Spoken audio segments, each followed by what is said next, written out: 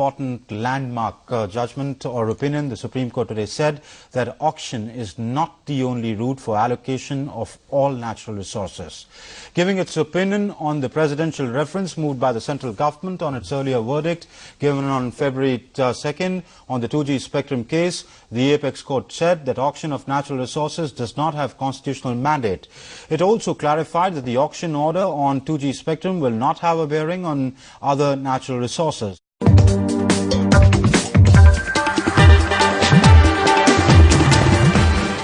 Economic policy, however, can be struck down by the courts if it is arbitrary. The judiciary doesn't have expertise to decide for all natural resources. The disposal of natural resources is the domain of the executive. It's difficult to conceive of a legislation which is not capable of being abused.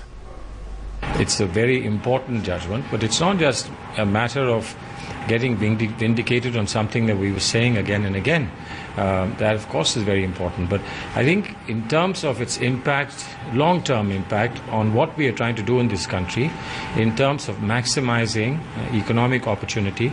I feel very happy that the Supreme Court has brought clarity to the system and finally stated that as far as policy is concerned, especially in the field of economic policy, where distribution and allocation of assets is concerned, that's in the domain exclusively of the government.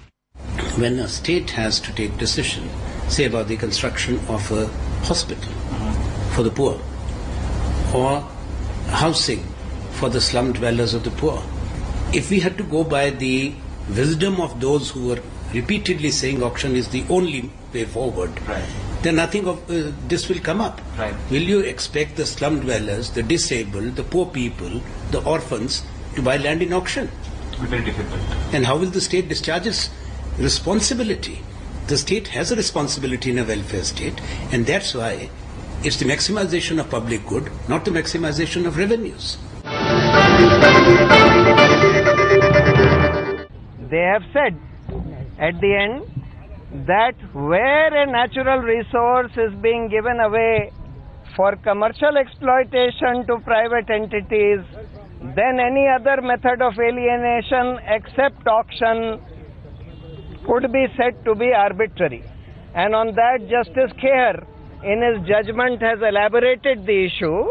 So I have yet to read the entire judgment, but I hope and expect that they have made it clear that at least, because our proposition was that in the 2G judgment, they have, when they say that other natural resources must only be given by auction, they have said resources like spectrum, which means scarce, valuable resources given to private entities for commercial exploitation, they can only be given by auction because the state is under an obligation to maximize the revenue in such situations. And to that extent, it appears that the Supreme Court has also affirmed that part of the proposition which we had argued, namely that where a natural resource is being given for commercial exploitation to private entities, any other method except auction could be said to be arbitrary and therefore unconstitutional. Policy is an executive function, it's a governmental function.